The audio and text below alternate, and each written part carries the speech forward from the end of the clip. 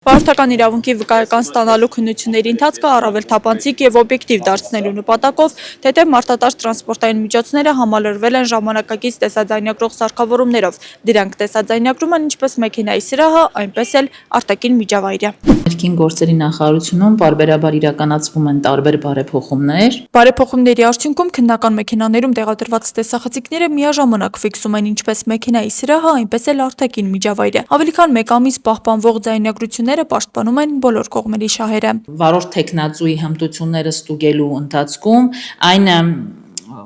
թույլ է տալիս ավելի օբյեկտիվ լինել, անկողմնակալ լինել, ինչպես նաև այդ ամբողջ process-ը իրականացվում է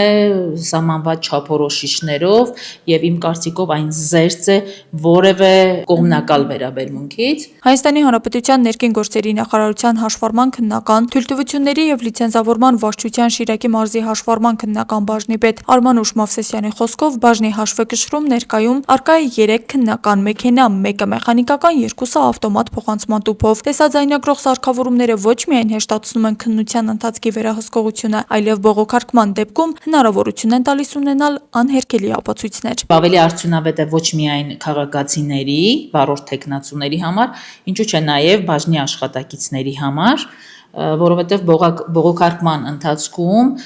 թույլ է տալիս ձեռք բերել անհերքելի եւ օբյեկտիվ ապացույցներ։ Հատկանշական է, որ այս փոփոխությունից ի վեր բողոքարկումների թիվը նվազել է։ Մեր համար շատ արդյունավետ է։ Նաև ինձ թվում է քաղաքացիների համար բողոքները քչացել են այդ առումով։ Նախկինում ավելի շատ էր, ասում էին, ձեր աշխատակիցների սուբյեկտիվ վերաբերմունքն է, ես սխալներ չեմ արել,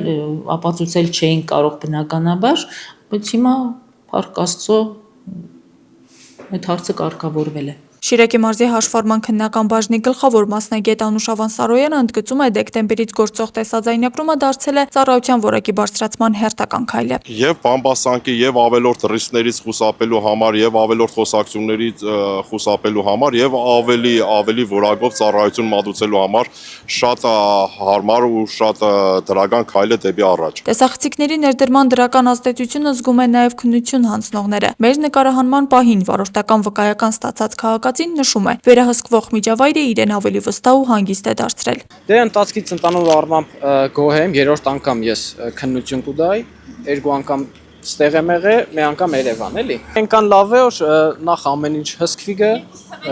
հետո ավելի ազատ ենք, ավելի հանգիստ ենք ու ամեն ինչ ավելի լավ կանցնի։ Մասնագետների խոսքով տարիներ շարունակ շրջանառվող խոսակցությունները, թե քննության արդյունքը կախված է սուբյեկտիվ վերաբերմունքից եւ հնարավոր չէ գործնական քննությունը առաջին փորձից անցնելը տեսախցիկների առկայության պայմաններում փաստացի անհիմն են դառնում։ Հիմա առավել եւս հնարավոր է ճշտել եւ համոզվել տեսանագրանման միջոցով, որ եթե վարորդի թեկնածուն քննության ընթացքում